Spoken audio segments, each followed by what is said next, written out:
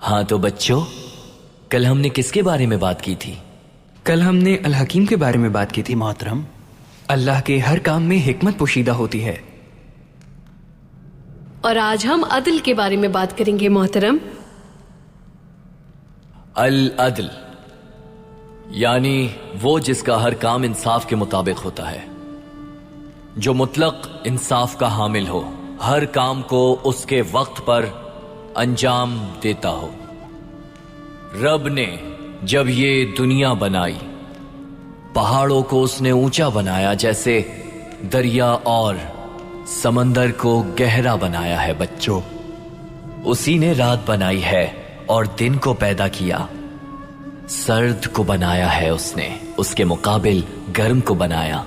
اللہ رب العزت نے اس برابری اور ترتیب کو عدل کا نام دیا ہے، اور اس میں بہت سے سبق رکھ دیے۔ مثلاً بلی اگر اڑ پاتی تو آسمان پر کوئی پرندہ نہ ہوتا، اور پرندے اگر تیرنا جانتے تو دریا میں کوئی مچھلی نہ ہوتی۔ اللہ تعالیٰ اس منصفانہ اور متوازن نظام کو اپنی بنائی ہوئی مخلوق میں بھی دیکھنا چاہتے ہیں۔ نظام کیسے قائم کر سکتے ہیں محترم؟ آپ یہ عادل بن کر کر سکتے ہیں،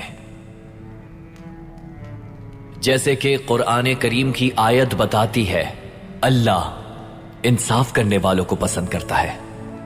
اور ہم منصف کیسے بن سکتے ہیں؟ جو سچ کا ساتھ دے، طاقتور کا نہیں، وہی منصف ہوتا ہے۔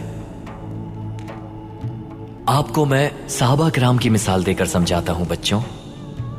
اپنے انصاف سے مشہور حضرت عمر نمازیوں کی تعداد بڑھنے کی وجہ سے مسجد نبوی کی توسیع کرنا چاہتے تھے، اور اس کے لیے پیغمبر صلی اللہ علیہ وآلہ وسلم کے روضہ مبارک کے اطراف کی زمین درکار تھی انہیں۔ آپ نے زمین کے مالکان کو اقدار کے مطابق رقم کی پیشکش کی۔ اس میں زمین کا ایک حصہ پیغمبر صلی اللہ علیہ وآلہ وسلم کے چچا حضرت عباس کا تھا، لیکن حضرت عباس اسے فروخت کرنے کے لیے راضی نہیں تھے۔ امیر کے قریبی افراد حضرت عباس کے پاس گئے اور کہا، اگر قیمت کم لگتی ہے تو اضافہ کر دیتے ہیں ہم، تاکہ مسجد کی توسیع جلد اور آسانی سے مکمل ہو جائے۔ حضرت عباس نے یہ کہہ کر منع کر دیا، جتنی چاہے پیشکش کرو، فروخت نہیں کروں گا میں۔ حضرت عمر یہ مسئلہ عدالت میں لے گئے اور انصاف کے لیے مشہور حضرت عبید بن کعب کے سامنے پیش کیا۔ اب ایک جانب ریاست مسلمین کی نمائندگی کے لیے وہاں موجود تھے حضرت عمر، اور دوسری طرف تھے زمین کے مالک حضرت عباس۔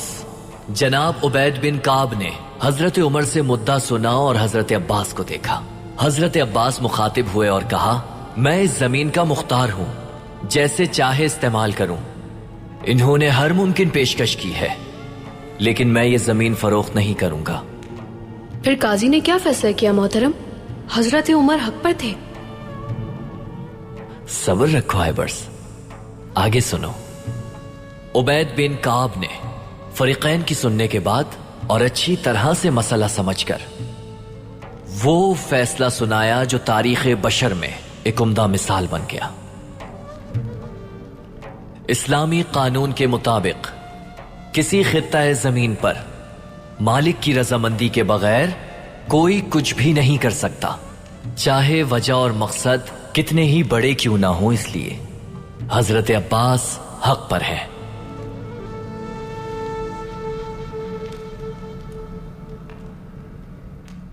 یہ بات ابھی یہیں ختم نہیں ہوئی۔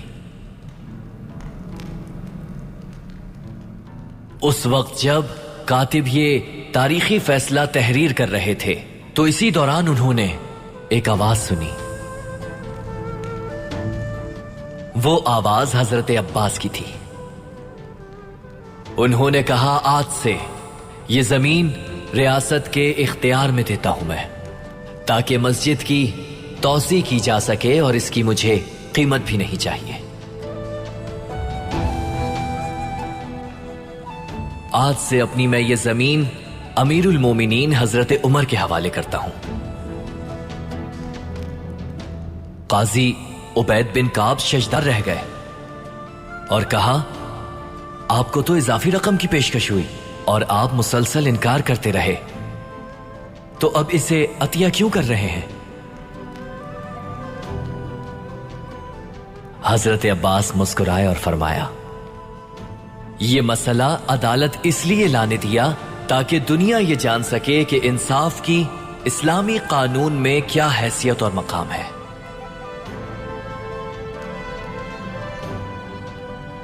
तो प्यारे बच्चों, इंसाफ को जिंदगी का उसूल बनाने वाले हजरत उमर, उन्होंने यरूशलेम और बहुत से इलाकों को इस्लामी रियासत में शामिल किया।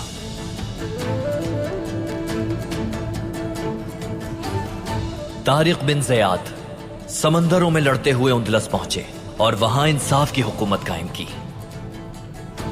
शानदार हाकिम सुल्तान अरसलान, उन्होंने भी इंसाफ को अपनाया और अनातोलिया के दरवाजों को हमारे लिए खोल दिया।